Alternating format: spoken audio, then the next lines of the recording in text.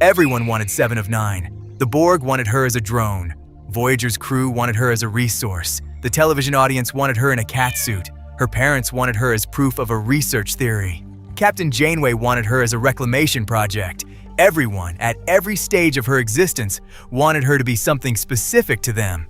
Nobody ever asked Annika Hansen what she wanted, partly because she was 6 years old when they took her, and by the time anyone thought to ask, she had spent 18 years not being a person at all. You are born Annika Hansen in the year 2348. Your parents are scientists, brilliant, ambitious, and catastrophically irresponsible in the specific way that only very smart people with an obsession can be. They are studying the Borg. Up close, getting closer than any Federation researchers have ever gotten and surviving, which they interpret as success rather than as luck running out on a countdown timer. You are 6 years old. You are on their research vessel. You have no vote in any of this. The Borg find the ship in 2035-60.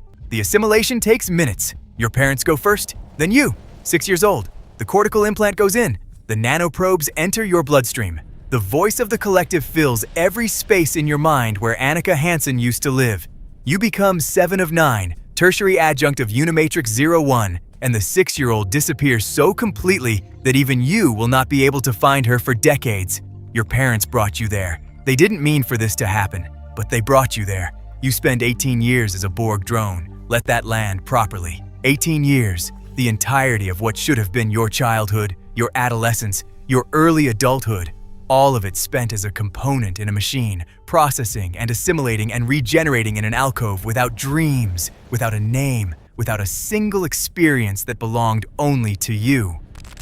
While other humans your age were learning to read, making friends, falling out with those friends, discovering what music they liked and what food they hated, being embarrassed by their parents and slowly figuring out who they were, you were a drone.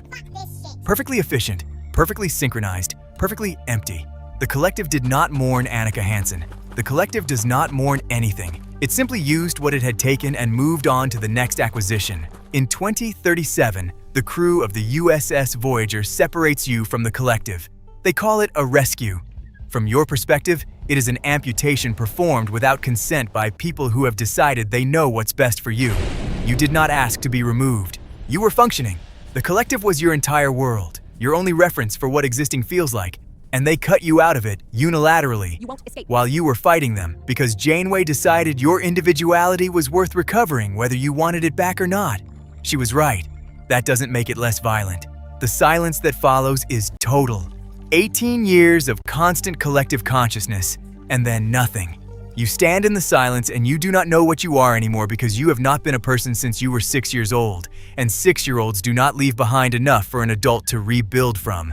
What follows is the part nobody fully accounts for when they celebrate your rescue.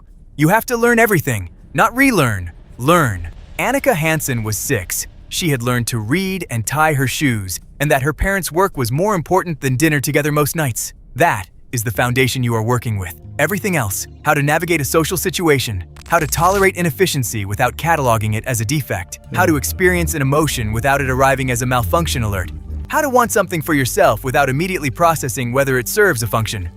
All of it has to be built from nothing, in real time, on a Federation starship surrounded by people who are simultaneously fascinated by you and uncomfortable around you. The crew of Voyager means well, most of them, but meaning well and actually making someone feel like they belong are different things. And the gap between them is where you live for a very long time. You are brutally, clinically honest because you were a drone, and drones do not maintain social fictions. This does not make you popular. You are extraordinarily capable, which people find impressive right up until your capability makes them feel inadequate. You regenerate in an alcove on the cargo bay because your body still requires Borg technology to survive. The cortical node regulating your autonomic functions cannot be safely removed, which means you are never entirely free of what they made you. Oh my God. Not really, not in the way you need to be. Here is something the show does not dwell on, but that you are aware of constantly. You are in a cat suit. Not because Borg drones wear cat suits. They do not. You know what Borg drones wear. You wore it for 18 years.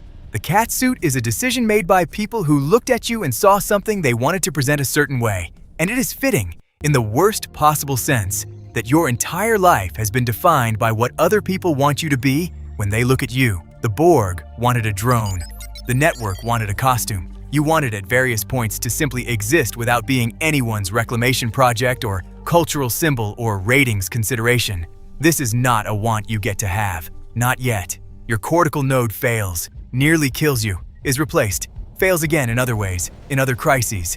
Across the years, on Voyager, your body is a negotiation between what you were and what you are trying to become, and the terms of that negotiation were set by the Borg and cannot be fully renegotiated regardless of how far you get from them. You will always regenerate. You will always carry the implants. You will always be, in some biological sense, what they made you.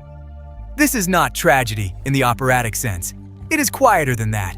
It is waking up every day in a body that is evidence of what was done to you and having to function in it anyway. You get better. This is real, and it matters, and it should be said clearly. You learn to feel, slowly, imperfectly, in ways that still surprise you. You develop a dry wit that is technically the product of being incapable of social softening, but lands as something that is entirely your own. You find, over time, that there are things you actually want. Not because the collective wants them, not because Janeway or the crew expects them, but because Annika Hansen, buried under 18 years of assimilation, is still in there, and she has opinions. You become someone, but here is the accounting. Here is what it cost. You did not have a childhood. You did not have an adolescence. You did not have a single formative experience that was yours alone, chosen freely, uninfluenced by the machine you were part of. You did not get to figure out who you were before someone else decided for you. Every piece of yourself you have in adulthood was excavated from wreckage, assembled under duress, at a cost no one should have to pay. Everyone wanted 7 of 9. No one asked Annika Hansen what she wanted until most of her life was already over. She wanted her childhood back, that one she doesn't get. Your resistance is futile.